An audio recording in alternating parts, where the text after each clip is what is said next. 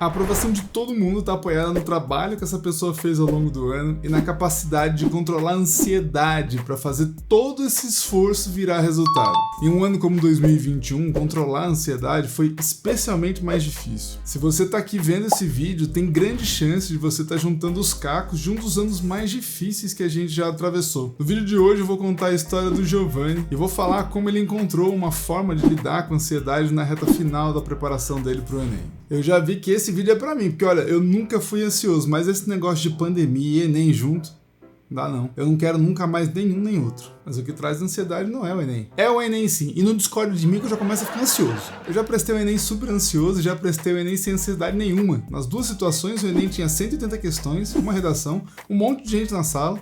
O Enem é idêntico. Você tem certeza que o disparador da ansiedade é o Enem? Agora que você falou isso, eu fiquei com vontade de falar que não é o Enem.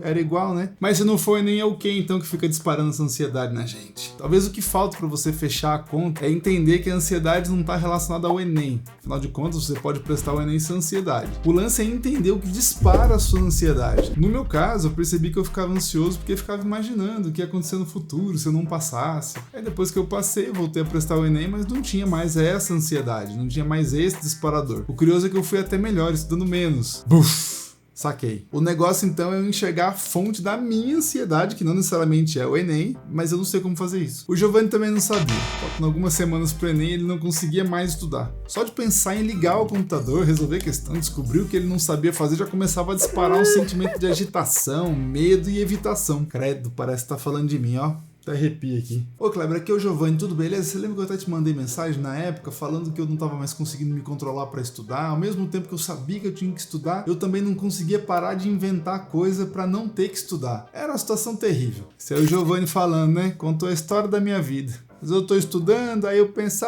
eu vou parar um tempinho só pra assistir uma sériezinha pra relaxar. E aí eu me pego emendando episódio atrás de episódio durante 12 horas seguidas, em busca daquela paz de espírito que só se jogar no sofá traz pra gente. Depois eu choro no banheiro, pensando em tudo que eu podia ter feito nesse tempo pra ser aprovado e não fiz. E o Enem tá chegando. O Giovanni também falou desse lance que quando ele se distraía com alguma coisa, série, videogame, dormir, comer, ele se sentia em paz e batia uma culpa depois, que ele não tinha feito o que devia ter feito. Pra não ficar pensando na culpa, ele voltava a assistir mais um pouco de série. Pronto, a roda do vício começou a girar. Eu vou chamar o Giovanni pra gente abrir um grupo de reabilitação, porque eu tô na mesma droga que ele. Um dia o Giovanni sentou pra começar a estudar, sentiu vontade de ligar a TV, mas diferente dos dias anteriores, ele não ligou antes de fazer uma coisa. Fazer o quê? Pegar comida. Ele me explicou assim, aquele dia não tinha nada de especial, só que antes de ligar a TV e jogar fora a tarde toda, eu decidi que ia desenhar um esquema das minhas decisões.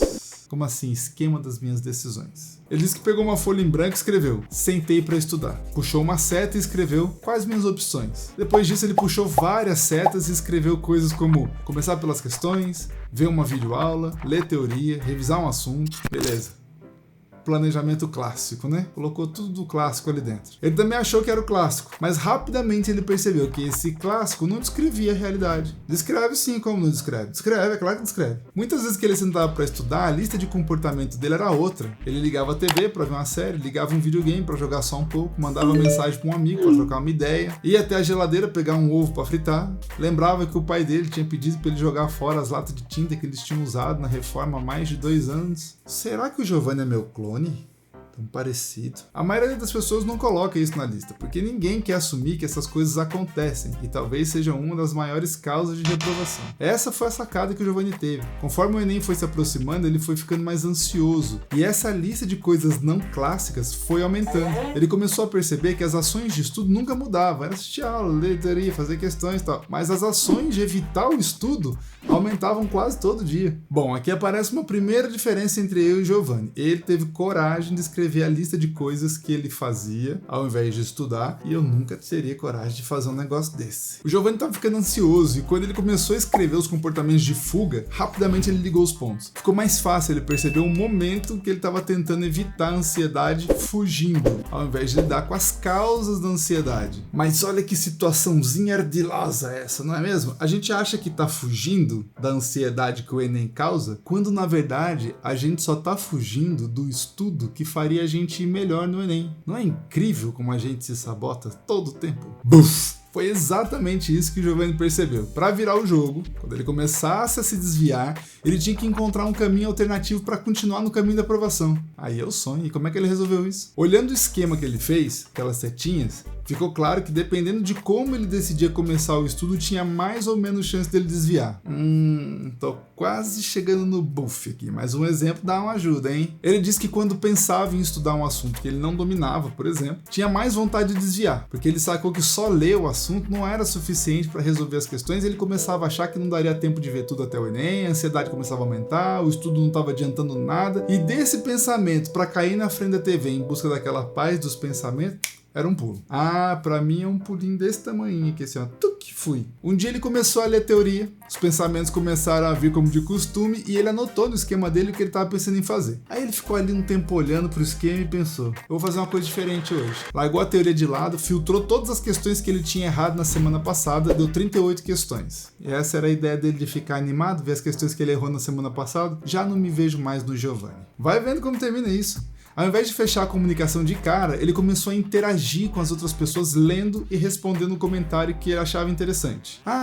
Que legal esse caminho que você fez, eu pensei um pouco diferente, mas assim do jeito que você fez é mais rápido. Esse ponto da sua explicação eu não tinha pensado, valeu. E foi fazendo vários outros comentários em cima do comentário das pessoas. Pra que ele fazia isso? Tava querendo voto? Ele lembrou que durante a escola, quando ele tinha que estudar para as provas, algumas vezes ele estudava com um ou dois amigos. E quando eles discutiam as questões que eles tinham errado, o estudo parecia mais leve, rendia mais, eles ficavam menos ansiosos para a prova. Eu não tinha pensado nisso, acontece mesmo. Depois de alguns minutos interagindo no Doodle, lendo e respondendo os comentários das pessoas, ele embalava e começava a fazer as questões. Era como se errar não fosse tão ruim, porque abria as portas para discutir com outras pessoas e essa discussão evitava que esse erro aparecesse no Enem. Buf! E de quebra a ansiedade vai embora, porque não tem nada mais ansiogênico nessa terra do que a gente imaginar que vai errar as coisas no Enem, principalmente as bobagens. Exatamente. Tentar fugir só acumula ansiedade para mais perto do Enem, a gente vai empurrando ela. Ela acaba se tornando uma companheira desagradável e constante ao longo de toda a preparação. Mas e o medo de fazer uma lista e não ter coragem de enfrentar as coisas? De voltar pro estudo, de ficar caindo e sabendo agora onde tá caindo. Isso dá medo, hein? No fim das contas, o Giovanni disse que fazer essa lista garantiu a aprovação dele, porque garantiu que muitos dias que seriam condenados se tornaram dias muito produtivos. Do mesmo jeito que ele interagia com o comentário das outras pessoas, as pessoas começaram a interagir com os comentários dele também. Era como se uma coisa puxasse a outra. Muitas vezes ele começava o estudo dele vendo o que as pessoas disseram nos comentários dele. Era muito mais fácil embalar no estudo também. E ainda de quebra, deve ter feito uma pancada de amigo no Doodle, né? Ele disse que fez e que os amigos foram importantes quando a ansiedade queria bater mais forte. Ele sabia que se trocasse algumas ideias, os amigos estavam no mesmo barco que ele, iam entender. É diferente quando você conversa com quem tá vivendo a mesma coisa que você. Lembra do que foi falado no começo desse vídeo? Que a aprovação de todo mundo tá apoiada no trabalho que essa pessoa fez ao longo do ano e na capacidade de controlar a ansiedade para fazer todo esse esforço virar resultado? Sim, já até anotei aqui, essa frase eu vou levar comigo. Controlar a ansiedade para fazer o esforço virar resultado, tá aqui. Pois é, foi o Giovanni que me falou essa frase quando ele percebeu que na reta final, a sacada não era ficar se culpando por não ter feito o que faltou fazer, mas dar nome ao comportamento de fuga que você queria executar e criar caminhos alternativos para não fugir deles. Os estudos mostram que adultos sofrem mais de ansiedade do que as crianças. Alguns dizem que a ansiedade é um efeito colateral de se tornar adulto. Mas nem todos os adultos têm prejuízo por causa da ansiedade. Nem todo vestibulando perde a vaga por causa da ansiedade. E o que determina se você está em um grupo ou em um outro grupo é a forma como você lida com as situações onde pode nascer a ansiedade. Buf! E ele usou os amigos para não deixar ela nascer tão forte. Saquei. Se você tiver um nível de ansiedade que está além da sua capacidade de lidar com ela, tem que procurar ajuda profissional. Mas os estudos também mostram que esse grupo é minoria. O que significa que existe grande chance de você estar passando por um processo ansioso, mas não estar num grupo que precisa exatamente de ajuda profissional por não ser tão grave. É muito provável que alguns ajustes na sua estratégia de estudo já vão colocar você no controle. E aí a sua aprovação vai estar muito mais perto do que você imagina. Se você quiser conversar sobre essas estratégias, manda uma mensagem no Papo Buff que a gente vai discutir todas elas. Tem um link aqui na descrição desse vídeo, você pode entrar, se cadastrar e mandar mensagem, não precisa ser assinante nem nada. Vem conversar. E aí? Vamos trazer essa aprovação para casa? Valeu!